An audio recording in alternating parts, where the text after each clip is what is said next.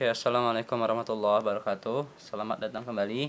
Dan kali ini kita coba akan membahas selanjutnya terkait dengan soal-soal yang berkaitan dengan bangun parabola ya. Ini ada beberapa contoh.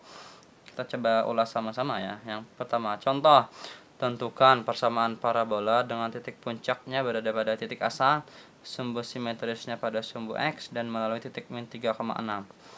Oke, nah sebelum kita menyelesaikan di sini, coba diidentifikasi ya apa saja yang diketahui pada persoalannya di sini. Oke, yang pertama, titik puncaknya berada pada titik asalnya, berarti puncaknya adalah 0,0. Itu yang pertama. Sumbu simetri pada sumbu X, nah berarti dia terbukanya itu hanya bisa jadi ke kanan ataupun ke kiri ya, dan melalui titik min 3,6. Nah, ini saja lagi yang tinggal kita sesuaikan ya. Oke, kita coba selesaikan di sini. Nah, di sini tadi ada keterangan bahwa persamaan parabola dengan sumbunya itu pada sumbu simetrisnya pada sumbu X dan berpusat atau berpuncak di 0,0, berarti persamaan adalah Y kuadrat sama dengan 4px. Nah, ini yang kita gunakan. Sudah, itu dulu. Nah, yang kurang di sana kan tinggal nilai P-nya saja lagi. Berapa sih parameternya? Maka untuk mencari nilai P-nya itu tadi tinggal kita substitusikan titik yang kita ketahui dilalui oleh parabolanya, yaitu titik nih min 3,6 di sini ya. Nah, kita masukkan nilainya, berarti Y-nya adalah min 3 kuadrat sama dengan Y-nya 6 ya, 6 kuadrat sama dengan 4P. X-nya min 3. Nah, hasilnya adalah kalau kita hasilkan di sini P-nya sama dengan min 3. Oke. Kalau P-nya min 3 berarti dia seharusnya terbukanya ke kiri ya. Oke, itu tidak masalah. Selanjutnya tinggal kita masukkan saja ke persamaan parabolanya. Berarti Y kuadrat sama dengan 4PX. Kita masukkan nilai P-nya. Berarti 4 dikali min 3X ya. Berarti Y kuadrat sama dengan min 12X. Oke, sudah. Itu contohnya suatu penerapan terkait dengan persamaan parabola. Mudah kan? Oke, selanjutnya kita coba nih yang kedua.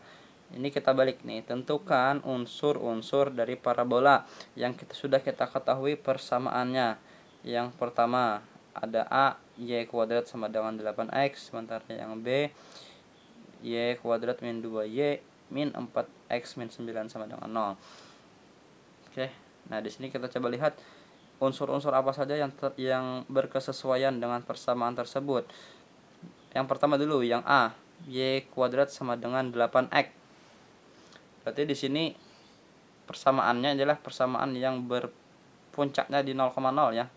Jelas tuh di sana. Hanya ada variabel Y dan variabel X, satu yang kuadrat, satu yang tidak.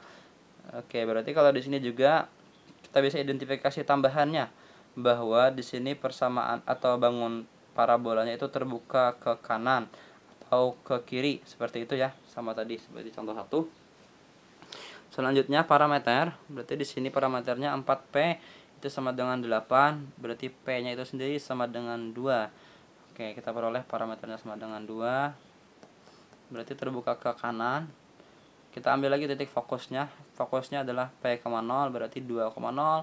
Adapun direktrixnya X sama dengan min P, berarti X sama dengan min 2 untuk P-nya. Oke, sumbu simetris tadi sudah jelas tadi ya, pada sumbu X dia terbuka ke kanan, tadi jelas juga. Adapun di sini oke, atau nilainya adalah Y sama dengan 0. Terus latus rektum. Panjang latus rektumnya adalah 4P. Berarti 4 dikali dengan 2 sama dengan 8. Oke. Adapun garis latus rektumnya adalah yang bersejajaran biasanya dengan direktrik nih. Kalau direktriknya X sama dengan min 2, berarti persamaan latus rektumnya adalah X sama dengan 2. Oke, nah sampai di sana. Ini contoh kita mencari unsur-unsur yang terdapat pada parabolanya.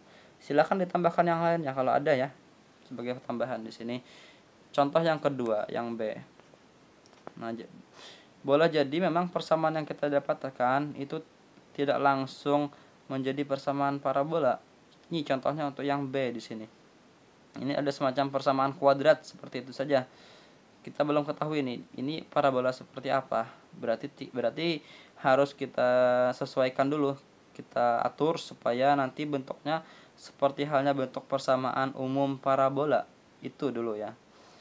Jadi ini kita coba sesuaikan dulu ya. Kita pada langkah kedua di sini kan kita kelompokkan nih. Yang mana yang berupa Y, yang mana yang berupa X. Yang selanjutnya ini kita lengkapi kuadrat sempurnanya untuk Y-nya supaya bisa kita buatkan bentuk kuadrat sempurnanya. Ini berarti kita tambah 1 pada kedua ruas ya. Langkah ketiga ini sudah kita bentuk jadi bentukannya kuadrat sempurnanya. Jadi persamaan di atasnya itu menjadi Y min 1 kuadrat. Oke, sama dengan 4P 4X ditambah dengan 10 ya. Terakhir, sebenarnya sudah sampai di sana, sudah bisa kita identifikasi nih sampai pada langkah ke 3 di sana lah. Tapi ini untuk lebih memudahkan lagi, boleh dibilang bisa kita buat menjadi seperti itu. Y min 1 kuadrat langkah terakhir di sana sama dengan 4 dikali dengan X ditambah dengan berapa nih, 5/2 ya. Oke, kita keluarkan 4-nya di sana dari kedua nilai di sana ya. Oke, sudah. Nah, baru kita bisa identifikasi nih. Di sini nilainya puncaknya berarti di sini A-nya itu adalah 1 ya. Dan B-nya itu adalah ini Y. Berarti Y-nya itu untuk ordinat, itu B-nya sama dengan 1 ya. Adapun A-nya adalah 5 nih, negatif 5/2 seharusnya ya. Oke, itu yang pertama kita peroleh, itu titik puncaknya sama dengan P-nya itu min 5/2,1. Itu yang pertama. Selanjutnya parameter 4P X. Bahkan di sana kan 4P di sana sama dengan 4 ya. Berarti P-nya sama dengan 1. Oke, itu peroleh parameternya. Untuk fokus tinggal kita sesuaikan. Titik fokusnya kan P ditambah A, B. Berarti P-nya tadi 1 ditambah dengan A-nya adalah min 5/2. Berarti hasilnya min 3/2, B. B-nya adalah 1, benar. Nah, itu titik fokusnya. Direktrik berarti lawannya. X sama dengan A min P. A-nya tadi bernilai sudah min 5/2 dikurang dengan P-nya tadi bernilai 1. Hasilnya adalah min 7/2. Sejajar sumbu Y. Ini keterangan tambahannya. Sumbu simetrisnya adalah sumbu yang memuat titik fokusnya juga. Berarti sumbunya yang berkesesuaian adalah Y sama dengan 1 di sanalah. Oke, silakan dicek kembali mengenai sumbu simetrisnya. Adapun latus rektum di sana garis X sama dengan min 3/2 dan panjangnya adalah 4 dikali 1 sama dengan 4. Oke, itu contohnya terkait dengan unsur-unsur yang ada pada parabola. Oke, semoga bisa dipahami. Kalau ada yang bisa kurang dipahami, silahkan ditanyakan lagi ya, untuk memudahkan kita semua. Dan yang ketiga di sini ada contoh lainnya. Tentukan persamaan parabola dengan puncaknya 0,0 dan mempunyai fokusnya 0,2. Itu saja, serta tentukan unsur-unsurnya. Ini gabungan dari keduanya tadi. Oke, kita identifikasi dulu. Ini puncaknya 0,0, fokusnya 0,2. Berarti di sini nilai P-nya adalah min 2 ya. Dan di sana terletak pada bagian ordinat, berarti itu persamaannya kita sesuaikan. Yang memenuhinya adalah X kuadrat sama dengan 4PY. Berarti nah, selesai, tinggal kita masukkan nilai-nilainya. Berarti X kuadrat sama dengan 4 dikali min 2Y sama dengan min 8Y. Nah, ini persamaannya. Adapun unsur-unsurnya nih silahkan dicek saja lagi. F-nya 0,2 tadi sudah diketahui. Direktriknya itu kebalikannya, berarti Y sama dengan 2, parameternya min 2. Sumbu simetrisnya itu terletak pada sumbu Y nya. Nilainya adalah X, 0. Latus rektumnya itu sekali lagi kebalikan dari direktrik, itu adalah Y sama dengan min 2 persamaannya, dan panjang latus rektumnya adalah 8. Oke, sampai di sini untuk hari ini, semoga bisa dipahami, dan terus semangat, terus belajar, terus tingkatkan apa yang bisa kita peroleh, dan semoga ini bernilai ibadah. Dan saya akhiri, assalamualaikum warahmatullahi wabarakatuh. Oke, saya ucapkan terima kasih bagi yang sudah menonton video ini sampai akhir. Nah, di sini saya ingin memberikan hadiah ya, berupa tugas terstruktur, tapi ini khusus untuk mahasiswa saya yang mengikuti perkuliahan ini. Jadi untuk yang lain-lainnya silahkan, kalau mau meninggalkan juga tidak apa-apa. Nah, di sini untuk para mahasiswa sekalian, kita sudah lumayan banyak ya sudah belajar tentang apa itu geometri analitik ya dalam bangun datar. Di sini kalian sudah kita sudah mengkaji juga banyak bangunnya beserta kajiannya. Ya, boleh dibilang kajian analitik ini kajian geometri secara aljabar tadi ya. Yaitu lebih banyaknya kita mengkaji tentang persamaan-persamaannya. Nah, sekarang saya ingin mengajak para mahasiswa kalian untuk ikut serta berpartisipasi lah dalam hal mengembangkan keilmuan kita ini, boleh dibilang seperti itu, yaitu dengan cara ini, tugas terstruktur ini.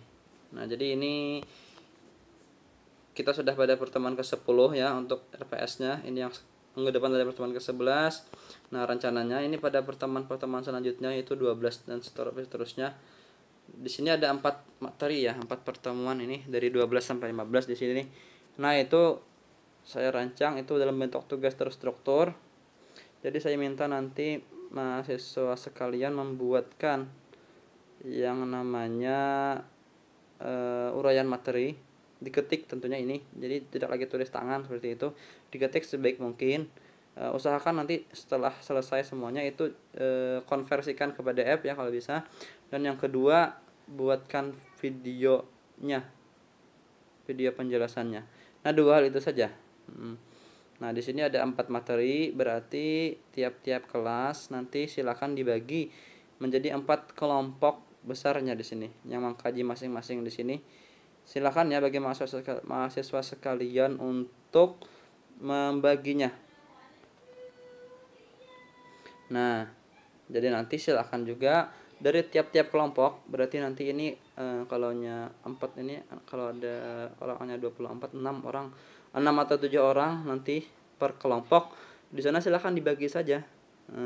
Ada misalnya yang mengkaji satu materi tentang definisi elips, ada yang 1 orang yang mengkaji tentang istilah-istilah elips, yang lainnya ada lagi yang khusus untuk videonya, misalnya video penjelasan 1, video penjelasan 2 dan sebagainya. Itu saja, dan semuanya nanti dirangkum.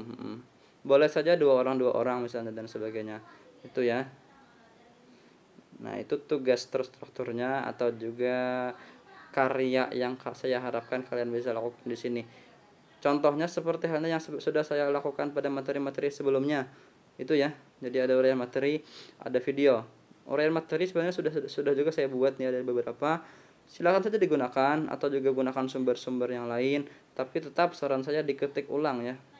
Dan kalau bisa ditambahkan dengan komentar-komentar kalian dengan bahasa kalian sendiri lah. Oke, itu saja. Semoga sedikit hal di sini bisa kalian tangkap ya. Jadi ini dimulai nanti 2 minggu ke depan. Harapannya 2 minggu ke depan ini semuanya sudah selesai. Jadi bisa kita pilih salah satunya untuk dipresentasikan. Terima kasih, semoga bermanfaat dan semoga apa dari sumbangsi kalian ini nanti juga akan memberikan manfaat ya, amal jariah lah untuk kalian, untuk nanti bisa dikaji oleh adik-adik angkatan kalian selanjutnya. Oke, tetap semangat, tetap berusaha sebaik mungkin, dan semoga bernilai ibadah. Dan saya akhiri, assalamualaikum warahmatullahi wabarakatuh.